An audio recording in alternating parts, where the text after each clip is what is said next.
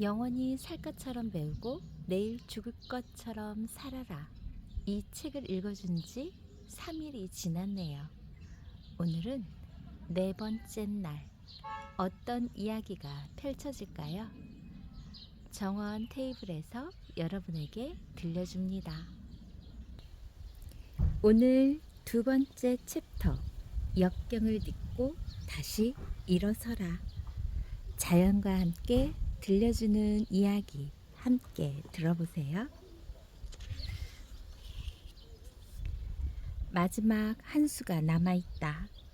실패한 자가 패배하는 것이 아니라 포기한 자가 패배하는 것이다. 인류 역사가 시작된 이래 세계 곳곳에서는 끊임없는 전쟁과 자연재해 등으로 인류는 커다란 위험에 직면하면서 살아남았다. 이러한 재앙의 원인 가운데에는 인간 스스로가 자초한 고난도 많다. 하지만 그래도 우리는 인간의 존엄성을 믿어야 한다. 물질 속에 있는 에너지를 개발하는 능력을 지닌 인간이 그 지식을 이용해서 아름다운 세계를 파괴하기라고는 아무리 생각해도 옳은 일이 아니기 때문이다. 그럼에도 불구하고 우리가 살아가고 있는 세상에는 종종 우리의 삶을 절망하게 만드는 사례가 거의 매일 보도되고 있다. 신문에는 밝은 면보다는 오히려 폭력, 고통, 무관심, 무감각으로 곤란에 빠져버린 세계의 모습을 보게 되는 일이 많다. 우리 주위의 생활을 둘러보더라도 이혼이나 자살, 노여움과 고통, 다툼과 혼란, 게다가 사람과 사람 사이에 단절을 보지 않는 날은 거의 없다. 이러한 상황 속에서 나는 도대체 앞으로 어떻게 살아가면 좋은가 하는 생각이 들 때도 있다.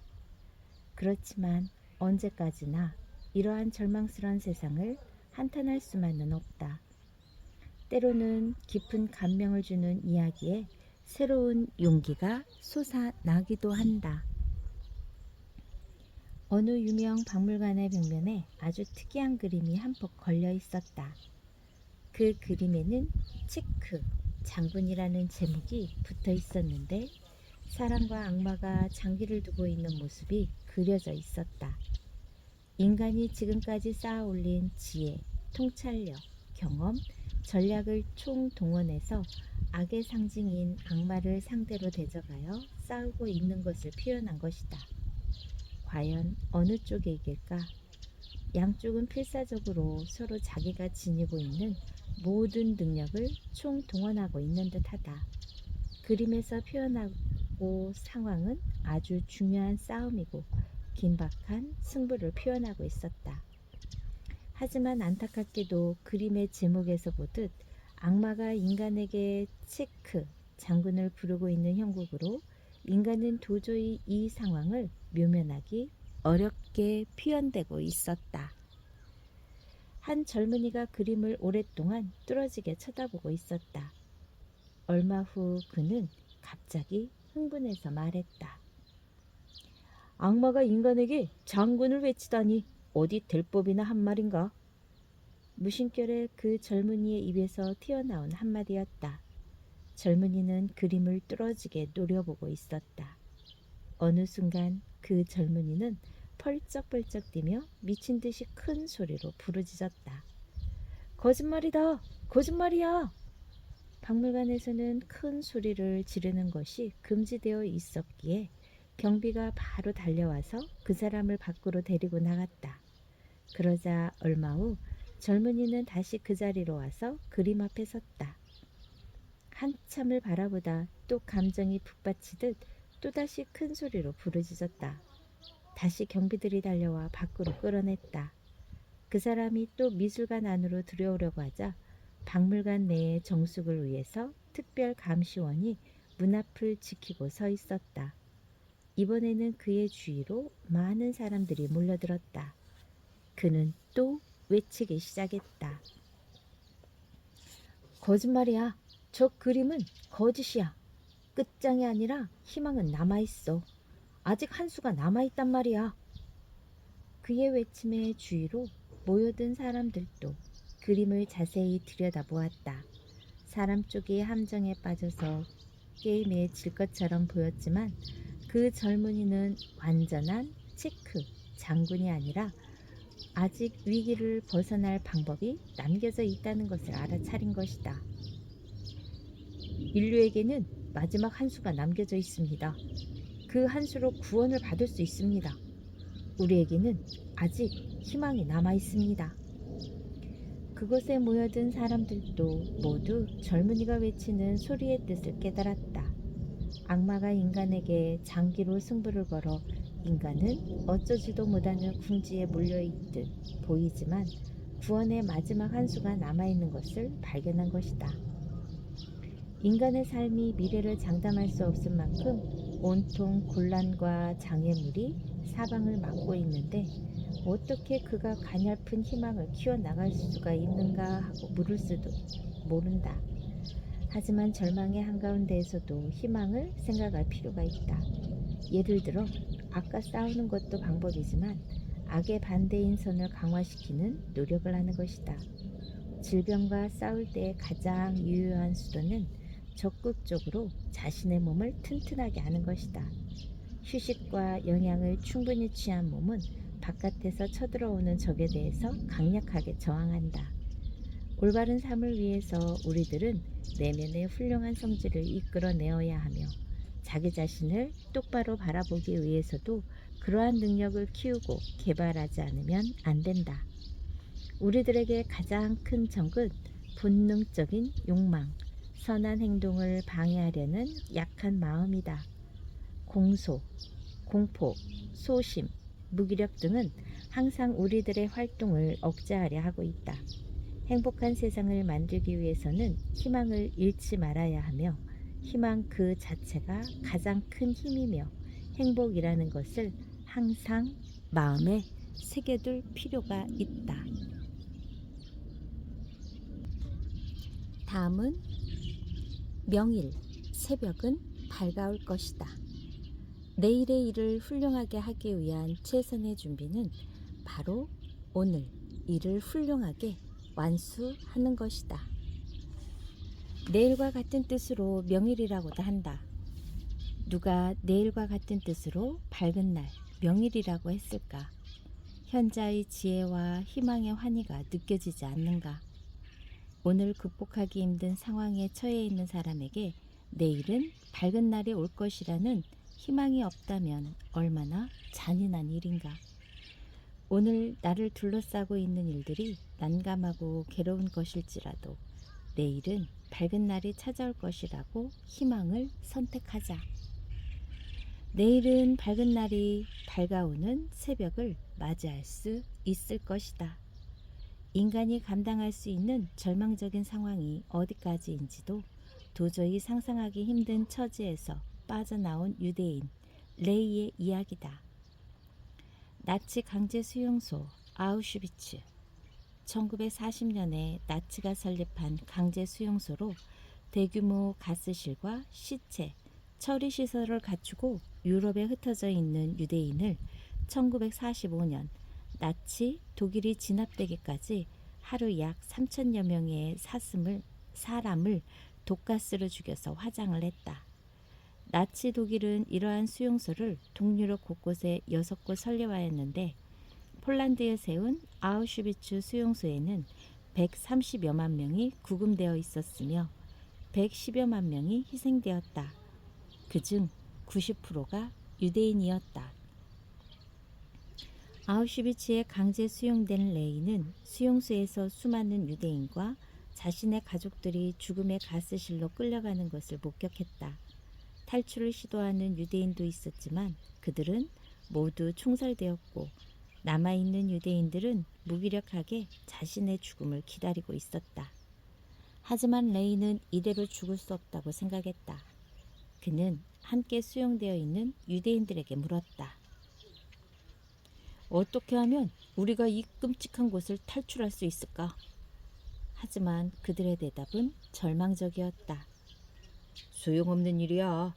여기서 탈출할 수 있는 길은 없어. 다들 총살된 거 보면 몰라? 우리에게 희망은 없어. 그러나 레이는 이런 끔찍한 현실을 도저히 받아들일 수 없었다. 어떻게 하면 이곳에서 탈출할 수 있을까? 해답은 생각하지 못했던 방법으로 찾아왔다. 그가 일하는 작업장에서 얼마 떨어지지 않은 가스실에서 죽임을 당한 수많은 시체들이 트럭으로 던져지고 있는 광경이 눈에 들어왔다. 다른 포로들은 그 광경을 보며 절망하며 말했다. 나는 언제 저 가스실로 끌려갈까? 레이는 그 광경에서 문득 떠오르는 생각이 있었다. 그는 한순간도 그 생각을 놓칠 수 없었다. 그리고 그곳을 향한 시선을 뗄 수가 없었다. 드디어 레이는 자신의 계획을 실행으로 옮겼다. 하루 일과가 끝나고 작업자들이 막사로 돌아갈 때 감시가 소홀한 틈을 이용해 그는 재빨리 트럭으로 올라가서 입고 있던 옷을 모두 벗어던지고 시체 속으로 몸을 숨겼다. 그는 시체들과 한 덩어리가 되어 꼼짝하지 않고 있었다. 시체 썩는 고약한 냄새가 코를 찔렀고 차갑게 굳은 시체들이 몸을 덮고 있었다. 그는 두근거리는 가슴을 달래며 트럭이 출발하기만을 기다렸다. 이윽고 트럭의 시동 소리가 들렸다. 트럭이 덜컹거리며 움직이는 것이 느껴졌고 그는 희망이 솟구쳐 오르는 것을 느꼈다. 마침내 트럭이 멈추고 수용소 담장 밖에 위치한 엄청난 크기의 구덩이 안으로 시체들과 함께 쏟아져 내렸다. 레이는 밤이 될 때까지 움직이지 않고 기다렸다. 그리고 주위에 인기척이 없는 것을 확인한 후 시체 더미 속에서 빠져나와 알몸으로 40km를 달린 끝에 나치만의 만행이 없는 자유의 땅에서 빛나는 불빛을 볼 수 있었다. 희망은 어둠 속에서도 자라고 있는 것이다. 포기하지 말라. 밝은 날, 명일, 새벽은 반드시 올 것이다. 안내의 일기에는 다음과 같은 내용이 있다. 나는 하늘을 올려다보며 생각한다. 언젠가는 모든 것이 지금보다 더 나아지고 이 야만적인 행위도 끝이 나고 평화롭고 평온한 세상이 다시 찾아올 것이라는 것을 믿는다. 그때까지 나는 희망을 간직하고 있어야만 한다. 내 희망이 이루어지는 날이 꼭 돌아올 것이다. 다음 부분은 해가 지면서 하루가 시작된다. 희망은 잠자고 있지 않는 인간의 꿈이다. 보통 하루라고 하면 일반적으로 아침부터 밤까지라고 생각할 것이다. 그러나 유대인은 반대의 개념으로 생각한다. 바로 여기에 유대인이 온갖 고난을 헤치고 살아남은 비밀이 감추어져 있는 것은 아닐까. 유대인이 생각하는 하루의 개념, 즉 하루의 시작은 해가 떨어지고 난 저녁부터 시작된다는 이유를 성경에서 찾아볼 수 있다. 하나님이 빛을 낮이라 부르시고 어둠을 밤이라 부르시니라. 저녁이 되고 아침이 되는 이는 첫째 날이니라. 창세기 1장에서 하느님이 세상을 창조하신 일을 기록하면서 저녁이 되고 아침이 되는 이는 첫째 날이라고 기록하였다. 시편 55편 17절에서 다윗은 저녁과 아침과 정오에 내가 근심하여 탄식하리니 여호와께서 내 소리를 들으시로다 라고 하였다. 다윗 역시 하루의 개념을 저녁, 아침, 정오의 순으로 말한 것이다. 유대인의 안식일은 금요일 저녁 해지고 난 후에 시작되어 토요일 해가 지는 때까지 계속된다.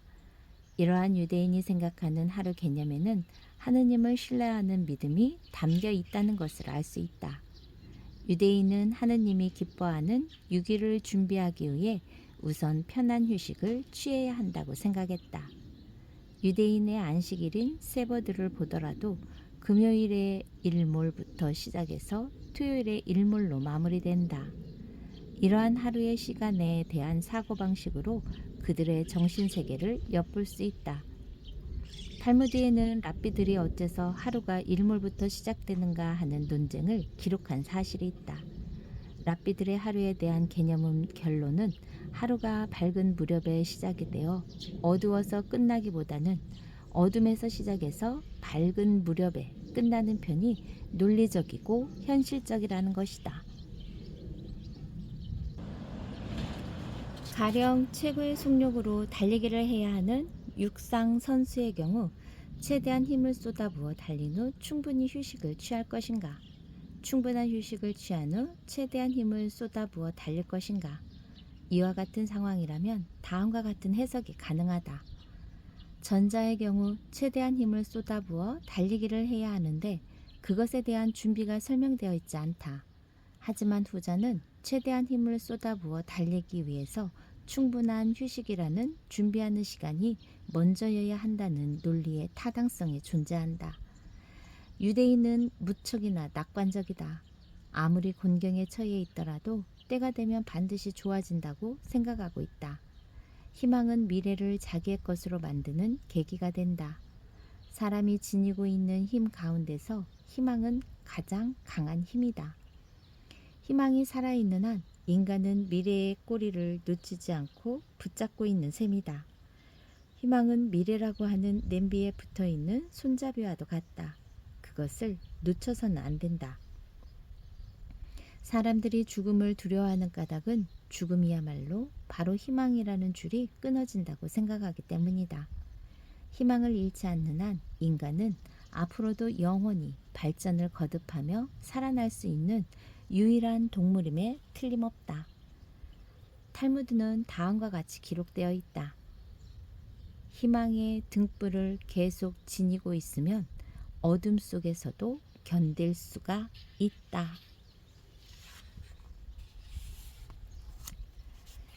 인생 앞에 놓인 세 개의 문.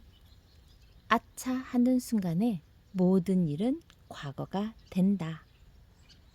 인생에는 세 개의 문이 있다.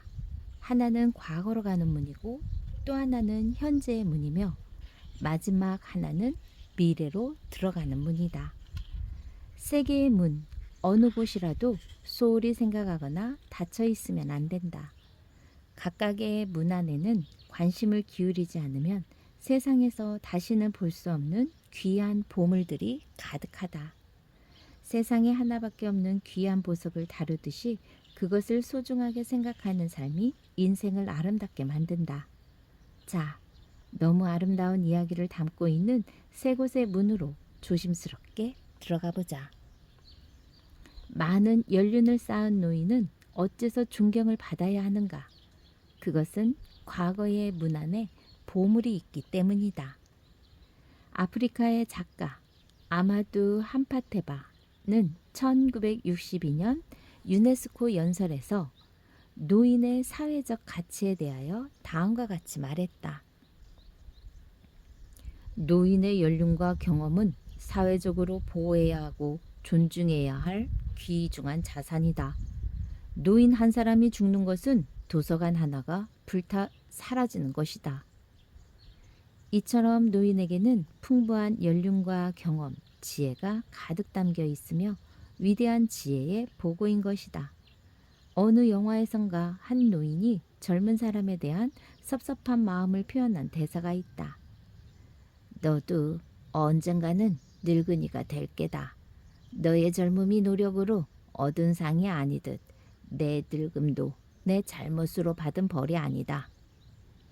늙은 노인의 모습은 곧 다가올 자신의 모습임을 잊지 말아야 할 것이다. 청춘기의 선남선녀는 왜 아름답게 보이는가? 현재의 문 안에 보물이 있기 때문이다. 청춘의 의미는 나이의 많고 적음에 있는 것이 아니다. 젊음이 좋다.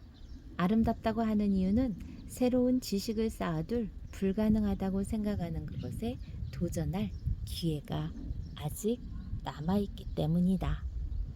하지만 정열이 넘치는 청춘의 시기는 과거의 어린 시절의 꿈을 잃어버리고 미래의 노인이 된다는 것을 생각하지도 않는 위험한 시기이기도 하다. 진정한 아름다움은 어느 것 하나 소홀함이 없을 때 완성된다. 어린이는 왜 사랑스러운가? 그것은 미래의 문 안에 보물이 가득 쌓여 있기 때문이다. 유대인은 아이가 태어나서 3살 무렵이 되면 탈무드 교육을 시작한다. 그것은 유아기의 중요성을 알기 때문이다. 어린이는 아무것도 그려지지 않은 하얀 도화지와 같다.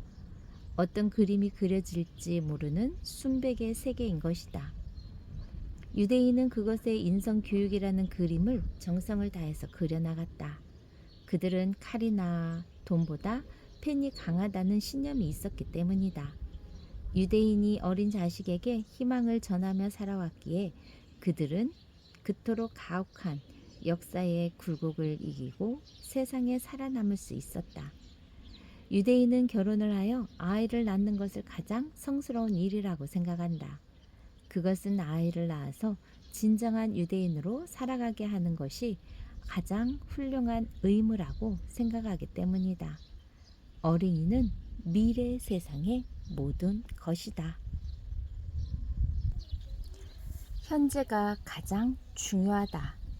미래는 현재에 의해서 만들어진다. 탈무드에는 다음과 같은 글이 있다. 내일의 일을 근심해도 별 도리가 없을 것이다.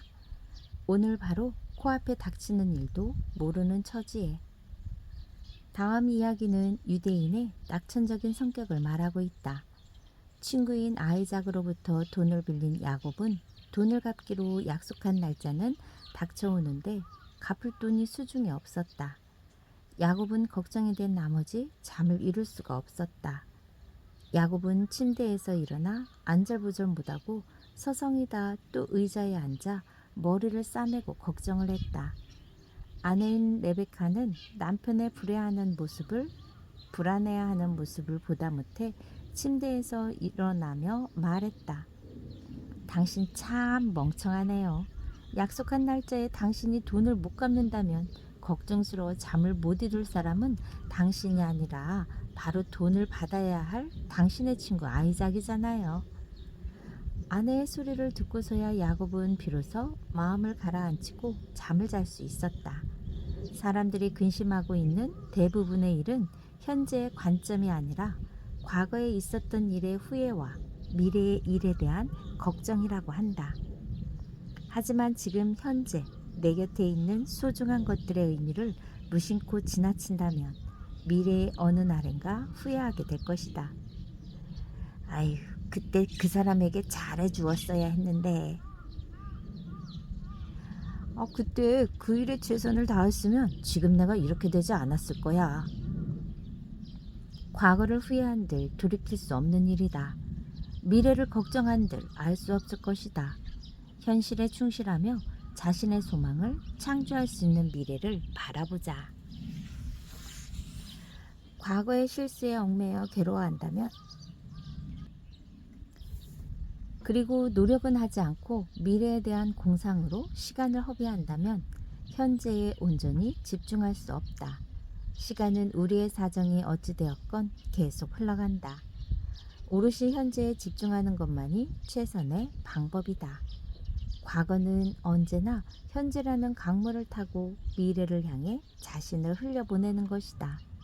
그리고 미래는 현재라는 강물이 흘러가지 않으면 결코 형성될 수 없는 것이다. 따라서 과거의 슬픔에 젖어서 현재를 보지 못하거나 허황된 미래를 꿈꾸며 현재를 외면하는 것은 아주 어리석은 사람들이 하는 행동이다. 자신의 모습, 그것이 자랑스러운 모습이건 또는 비참한 모습이건 간에 그것은 지금까지 이어졌던 과거 자신이 보낸 시간의 결과물이다. 그것이 비참한 모습이라면 지금의 모습으로 남겨지지 않으려면 어떻게 해야 하겠는가? 오로지 현재의 생각, 행동 여하에 따라 당신의 미래는 다른 모습이 될 수 있다.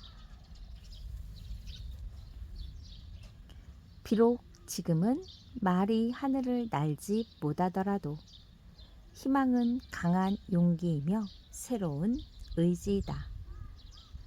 유대인은 세상을 매우 낙관적인 관점에서 생각한다. 오랜 시간을 그들은 그렇게 살아왔다. 그러한 낙관적인 민족성이 아니었더라면 그들은 오래전에 사라졌을지도 모른다. 그들은 절망적인 나날에도 반드시 좋아진다는 신념을 버리지 않고 살아왔다. 예를 들면 유대인들은 6월절에 모두 모여서 아니 마민이라는 노래를 합창한다. 그것은 히브리어로 나는 믿는다라는 의미를 가진 내용의 노래이다. 이 노래는 나치스에 의해 감옥에 갇힌 유대인들이 죽음을 피할 수 없는 운명 앞에서도 우리들은 구세주가 오실 것을 믿고 있다. 다만 구세주가 나타나는 것이 조금 늦어졌을 뿐이다 라고 노래하며 스스로를 위로하며 부르던 노래다. 용기와 희망은 스스로 버리지 않는 한 물리력을 이용하여 다른 사람을 빼앗을 수 없다.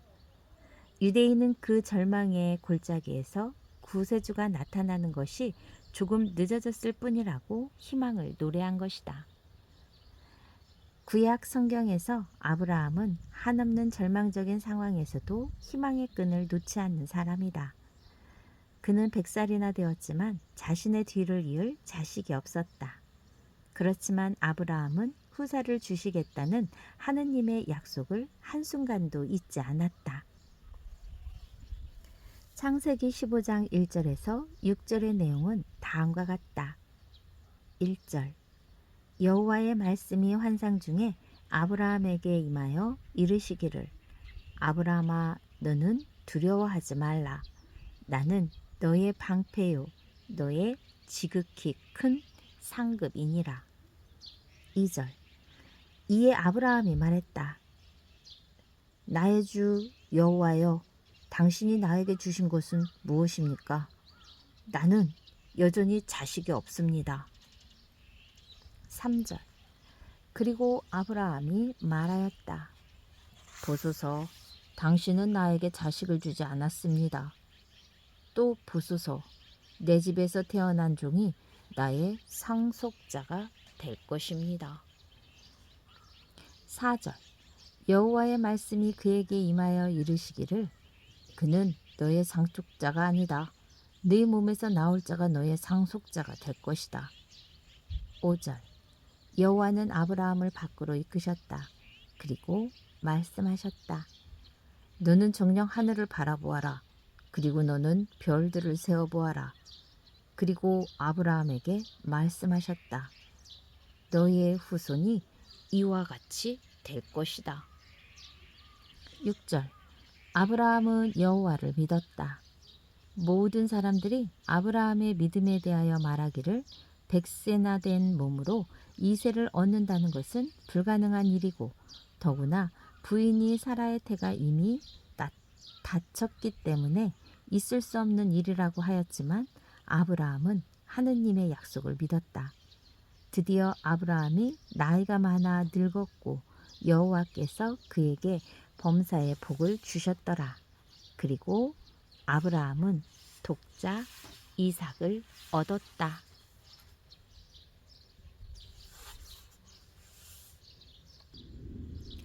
도저히 헤어날 방법이 없는 절망적인 상황에서 희망을 바라본다는 것은 쉬운 일이 아니다. 견고한 믿음이 있어야만 가능한 일이다.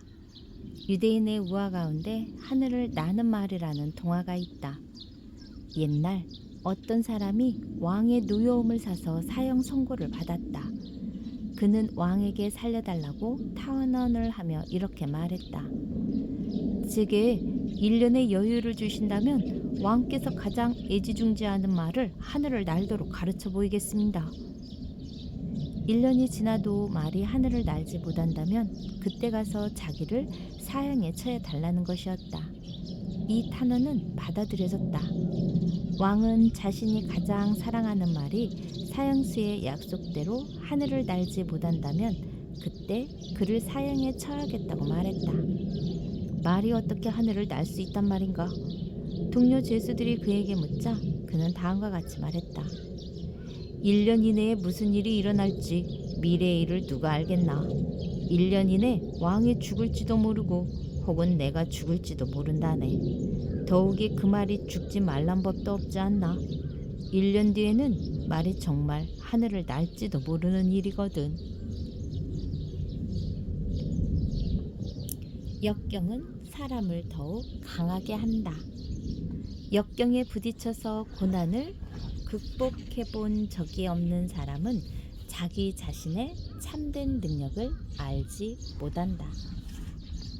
유대인의 역경 속에서도 강인한 저항력을 지니는 그들의 역사를 통해서 잘 알 수 있다. 중세시대 유대 민족은 로마에 의해 땅을 빼앗겼으며 그로 인해 이스라엘 사람들은 유럽 각지로 흩어져 방랑하며 삶을 유지해야 했다. 안정적인 삶을 살기 위해서는 땅이 있어야 하는데 유럽의 대부분의 나라에서 유대인이 땅을 소유하는 것을 인정하지 않았다. 유대인의 집이 불태워지고 또 심한 차별을 당할 때도 유대인들은 유대교를 포기하면 박해를 받지 않을 수 있었다. 그러나 결코 그들은 유대인임을 포기하지 않았다. 역사적으로 유대인 박해 사례를 보면 비참한 이야기는 너무나 많다. 다음은 나치스가 동유럽을 점령했을 때의 일이다. 폴란드의 작은 도시에 있는 어느 집에 나치스의 박해를 피해 몸을 숨긴 유대인 한 가족이 지붕 밑에 숨어 살았다. 바깥에는 나치의 군인들이 한 사람의 유대인이라도 찾아내기 위해 엄중하게 감시하고 있었다. 지붕 밑에 숨은 한 가족은 모두 5사람이었다. 아이들의 부모와 10살이 된 레이첼과 8살 난 아들 조슈 그리고 삼촌인 야곱이었다. 그들은 이웃 주민들의 도움으로 근근히 식량을 구해 목숨을 연명하고 있었다. 이와 같은 상황은 동유럽 어디를 가든지 전해 내려오는 이야기다. 안네의 일기의 안네 역시 그 무렵 네덜란드의 암스테르담에서 가족들과 지붕 밑에 숨어 살았다. 가족들은 아주 작은 소리라도 내어서는 안 되었다. 그래서 손짓이나 몸짓으로 소통했다. 나치스의 순찰 때가 올 때마다 혹은 마을 사람들 중에서도 유대인에게 호의를 가지고 있지 않은 사람이 나타날 때마다 숨소리조차 죽여야만 했다. 아버지와 어머니 그리고 삼촌은 식량과 물을 구하기 위해서 때때로 밖에 나가야만 했다. 창고 부근에서 발자국 소리가 들리면 부모들은 레이첼과 조슈의 입을 손으로 틀어막았다. 이렇게 일가족이 지붕 위에서 숨어 지낸 지 3개월이 되었을 무렵 어머니가 먹을거리를 구하기 위해서 밖에 나간 뒤로 다시 돌아오지 않았다. 어머니는 마을 사람 중 누군가의 밀고로 독일 군인에게 붙잡혔다는 사실을 알게 되었다. 그리고 나서 2달이 지난 즈음 이번에는 식량을 구하기 위해 밖으로 나간 아버지가 돌아오지 않았다. 배도 고프고 추위에 지친 아이들의 입을 이제는 삼촌인 야곱이 틀어막아야만 했다. 그리고 몇 달이 흐른 후 야곱 또한 식량을 구하기 위해 밖으로 나갔으나 독일 병사의 총에 죽임을 당하였다. 야곱이 죽자 필요한 식량이며 물을 가지러 가는 일을 누나인 레이첼이 도맡아야 했다. 창고 부근에서 무슨 소리가 들리면 누나가 조슈의 입을 얼른 막았다. 그러나 이 생활도 오래가지는 못했다. 이번에는 식량을 구하러 나간 레이첼이 돌아오지 않았다. 그 다음부터 소리가 나면 조슈는 제 손으로 자신의 입을 틀어 막아야 했다. 어린 조슈는 이후에도 2년을 지붕 밑에 숨어 지내야 했다. 세상에 드러난 그의 몸은 뼈만 남은 불쌍한 몰골이었지만 눈빛만은 빛나고 있었다. 이 이야기는 나치스가 망하고 사람들에 의해 구출되어 혼자 살아남은 조슈가 증언한 이야기다. 무지개는 희망을 상징한다. 희망이 있는 곳에 삶이 있다.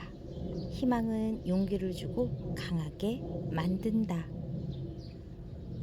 성경에는 하나님께서 노아의 방주를 통해 타락한 세상을 물로 벌하신 후 다시는 이러한 벌이 없을 것이라는 징표로 무지개를 보이셨다고 기록하고 있다.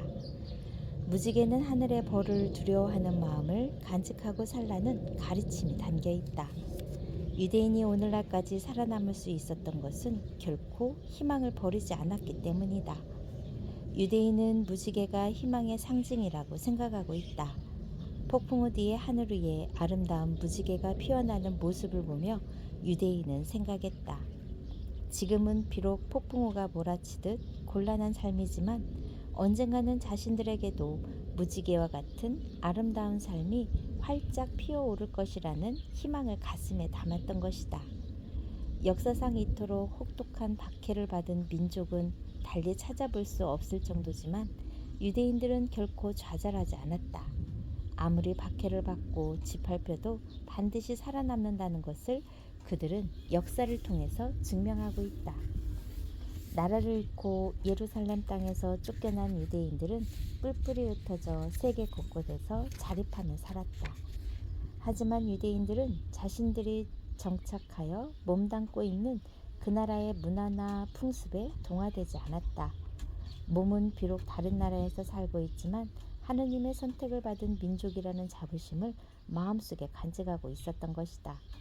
각지에 흩어져 있는 유대인을 정신적으로 단결할 수 있도록 구심점이 되었던 것은 탈무드였다. 유대인은 이 시기를 탈무드의 시대라고 한다. 탈무드는 1500년 동안 온 세계에 흩어져 살고 있는 유대인의 지도자 역할을 한 것이다. 탈무드는 히브리어로 미슈나, 즉 가르치다 라는 뜻을 지니고 있는 유대인의 생활 규범서이다. 탈무드는 법률, 전통, 축제, 유대인의 행동 강령 등을 모아 편찬한 것으로 성서 다음으로 유대인들의 정신적인 지주가 되어왔다. 이러한 탈무드의 지침에 따라 유대인들은 어떠한 박해에도 굴복하지 않는 불굴의 정신을 함양할 수 있었다. 이러한 정신의 바탕에는 비관하는 마음이 아니라 어떠한 일에도 희망을 잃지 않는 낙관하는 정신이 있다. 유대인이 희망의 상징으로 폭풍우 뒤에 하늘에 떠오르는 무지개를 생각하는 것은 그들의 낙관적인 정신을 잘 표현해준다. 탈무드에는 다음과 같은 말이 있다. 하느님은 명랑한 사람에게 축복을 내린다. 낙관은 자기뿐만 아니라 다른 사람도 밝게 만든다. 비관은 좁은 길이지만 낙관은 넓은 길이다. 조그마한 힘든 일에도 곧 좌절하고 포기하는 사람을 자주 볼 수 있다. 예를 들면 남에게 빚이 좀 있다고 해서 생을 포기하는 사람, 시험에 실패했다고 해서 다시 도전하지 못하고 폐인의 삶을 사는 사람, 또 자천되었다고 해서 자기 장래에 대한 노력을 포기하고 무의미하게 시간을 흘려버리는 사람 등 이들은 문제를 낙관적으로 바라보는 것이 아니라 비관적으로 바라보기 때문에 그 문제를 극복하고 새로운 길을 발견할 수 없는 것이다. 탈무드에는 다음과 같은 수수께끼가 있다. 사람의 눈은 흰 부분과 검은 부분으로 이루어져 있다. 그러나 어째서 하느님은 검은 부분을 통해서만 사물을 보도록 만들었을까? 탈무드에는 그 물음에 대한 답으로 다음과 같이 기록하고 있다. 인생은 어두운 곳을 통해서 밝은 곳을 바라보기 때문이다. 흔들거리는 양귀비 예쁘지 않나요? 이러한 꽃길이 걷고 싶으시면 다울 책방으로 오세요. 목숨은 빼앗겨도 신념은 굽히지 않는다. 신념은 현명한 도박이다. 신념이란 굳게 마음을 정하여 어떠한 것에도 흔들리지 않는 생각이다. 신념은 자신이 옳다고 생각하는 그것에 대한 반석과 같은 믿음이 있어야 한다. 그러므로 신념이 굳건하다면 그 무엇도 두려워할 것이 없다. 목사이며 사상가인 해리 에머스 포스딕은 신념에 대하여 다음과 같이 말했다. 두려움은 우리를 가두고 신념은 우리를 석방한다. 두려움은 우리의 정신을 마비시키고 신념은 힘을 준다. 두려움은 용기를 빼앗고 신념은 용기를 준다. 두려움은 병을 주고 신념은 약을 준다. 두려움은 모든 것을 무용지물로 만들고 신념은 쓸모있는 것으로 만든다. 동유럽의 어느 유대인 거리에 있었던 이야기다. 평화롭던 마을을 점령한 나치스의 한 장교는 마을 주민들을 강제로 광장에 모이도록 지시를 했다. 그리고 모여있던 군중 속에서 한 중년의 남자를 끌어냈다. 그 남자는 마을에서 학생들을 가르치는 선생님이었다. 중년의 남자는 유대교를 믿는 사람이 아니었다. 하지만 나치 장교는 그가 유대인일 것이라고 의심했다. 그래서 그가 유대교를 버리게 되면 다른 사람들도 그 뒤를 따를 것이라고 생각했다. 유대교를 버려라. 그러면 평생 생활하는데 곤란하지 않도록 해주겠. 실수. 교사는 나치 장교의 말이 채 끝나기도 전에 거부했다. 네가 믿는 신은 존재하지 않는다. 네가 믿는 신을 부정한다면 네 생활도 가정도 유지할 수가 있다. 절대로 그럴 수 없소. 중년의 교사는 조용한 목소리로 되풀이하였다. 너희가 믿고 있는 그 유대교 신을 버려라. 그렇게 한다면 우리들이 너를 지켜줄 것이다. 절대로 그렇게 할 수는 없소. 교사는 침착하고 조용한 목소리로 말했다. 절대로 못한다고? 도대체 당신이 지금 어떠한 짓을 하고 있는지 아는가? 만약 유대교를 버리지 않는다면 당신은 죽게 된다. 그래도 내 말을 듣지 않을 텐가? 광장에 모인 사람들은 긴장했다.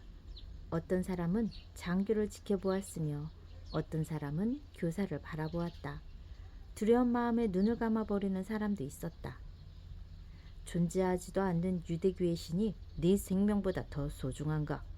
자신의 목숨보다 소중하단 말이지. 스스로 잘 생각해봐. 이 어리석은 녀석. 당신은 내 신념을 굽히게 할 수 없소. 나치 장교는 거의 애원에 가까운 목소리로 중년 남자에게 말했다. 단지 유대교를 버리겠다는 한마디만 하면 너는 살 수 있어. 실소. 교사는 당당한 모습으로 말하였다. 장교는 권총을 빼어서 교사를 겨누어 쏘았다. 총성이 울리고 총알은 교사의 어깨를 관통했다. 교사는 쓰러졌다. 그는 피를 흘리며 괴로워하면서도 나치 장교의 압박에 굴복하지 않았다. 이 돼지 같은 녀석, 더러운 유대인 놈. 장교는 화가 나서 말했다. 우리의 군대가 너의 신보다 위대한 것을 모르는가? 너의 목숨은 신이 결정하는 것이 아니라 우리가 마음대로 할 수 있어. 네가 유대교를 버린다고 한마디만 한다면 치료를 받을 수 있도록 병원으로 데려다 주겠다. 그리고 너의 가족들과 행복하게 살 수 있도록 하겠다. 실소. 교사는 매우 괴로워하며 말을 했다. 나치 장교는 어이없다는 듯이 서 있었다. 한순간 장교의 얼굴에 공포의 빛이 감돌았다. 장교는 교사를 향하여 또 총을 쏘았다. 2발, 3발, 4발. 총소리는 주위에 있는 사람들에게 공포심을 주며 울려 퍼졌다. 하지만 교사는 목숨이 꺼져가는 소리로 말했다. 실소. 당신은 내 생각을 바꾸게 할 수 없소. 교사는 숨을 거두는 순간까지도 자신의 신념을 말했다. 이 이야기는 사람들 속에서 이 광경을 목격한 교사의 아들이 전해준 이야기다. 왜 교사는 나치 장교에게 자신이 유대교를 믿는 사람이 아니라고 말하지 않았을까? 그 교사는 자신의 말 한마디에 많은 유대인들의 신념이 평가될 수 있다고 생각했던 것이다. 신념은 어떤 사상이나 생각을 굳게 믿으며 그것을 실현하려는 의지이다. 신념을 지니고 있지 않은 사람의 말에는 설득력이 없다. 사람이 사람을 믿는 근거로 삼는 것은 그 사람이 자신을 가지고 있는가, 그렇지 못한가 하는 점이다. 즉 자신이 믿는 마음, 신념은 자신감의 원천이 된다. 다른 사람이 당신을 신뢰한다고 할 때 도대체 그 사람은 당신의 무엇을 근거로 신뢰하는 마음을 갖는 것일까? 그것은 당신의 신념을 근거로 한다. 신념은 매우 중요한 것이며 비록 목숨과 바꾼다 할지라도 지켜야 하는 것이다. 어떠한 경우라도 명예는 끝까지 지켜라. 명예는 밖으로 나타난 양심이며 양심은 내부에 깃든 명예이다. 명예의 사전적 의미는 세상에 널리 인정받아서 얻은 좋은 평판이나 이름이다. 이와 같이 자신의 어떤 일이나 업적이 많은 사람들에게 높은 명성을 얻은 사람은 스스로 자랑스러운 자부심을 가질 수 있을 것이다. 하지만 자랑스러움이란 자기 자신 스스로에 대한 자랑스러움이어야 한다. 그 이유는 다른 사람들로부터 듣는 자랑스러운 일, 즉 명예는 한치의 거짓도 없는 진실한 것이어야 한다는 것이다. 탈무드에는 다음과 같은 말이 있다. 다른 사람에게 자기를 과시하는 것은 참다운 자랑스러움이 되지 못한다. 아무리 자신의 공이 크다고 하여도 그것에 대한 진실은 하늘이 알고 또 자신이 아는 것이다. 일반적으로 쓰이는 명예의 의미는 영어에서 honor, 우리말로 번역하면 자기 자신에 대한 명예를 의미한다. 그것은 최종적으로 스스로에 대한 문제이며 그것은 주위 사람들의 시선과 평가와는 다를 수가 있다. 우리는 방송 등을 통해 누군가의 행위로 인해 자신의 명예가 실추되었으니 명예훼손으로 법적인 조치를 취하겠다라는 소식을 자주 접한다. 이때의 명예의 의미 역시 안어다. 다시 말해 스스로 생각하는 자신의 자존심에 반하는 허위 사실을 퍼뜨리는 일에 대하여 법적으로 진위를 가려보겠다는 뜻이다. 또한 사람들은 저 사람은 프라이드가 강하다 등의 말을 한다. 이 말의 뜻은 스스로 자신의 자존심에 피해를 당했다고 생각해서 겉으로 화가 난 사람을 지칭할 때 쓰이는 경우가 많다. 자신의 잘못을 생각하지 않고 화를 내는 사람은 진실한 자랑스러움을 지녔다고 할 수 없다. 자신의 마음속으로 화가 나 있는 상태를 겉으로 나타내는 사람은 다른 사람의 평가에 민감함으로 자극을 받으면 흥분하게 된다. 이러한 사람들은 타인의 평가에 의해 자기 자신을 스스로 옭아매는 경우가 많다. 그러므로 자신의 뜻을 자신의 소신대로 펼치지 못하고 남의 눈치를 보며 살아가게 된다. 진정한 명예의 뜻은 정직한 수고에 있으며 또한 올바른 행위에 있는 것이다. 그것은 재물의 많고 적음, 지위의 높고 낮음에서 찾아볼 수 있는 것이 아니다. 신념 또는 자랑스러움이라고 하는 것들은 개인의 마음속에서 진정으로 우러나와야 하는 것이다. 그것은 자기 자신에게 물어보는 것이지 다른 사람의 평가로 얻을 수 있는 것은 아니다.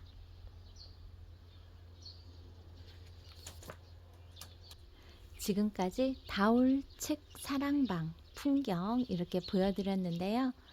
평일이나 주말에 가족과 함께 연인과 함께 조용한 곳에서 책과 함께 하고 싶은 사람은 다올 책사랑방으로 책 체험 오세요.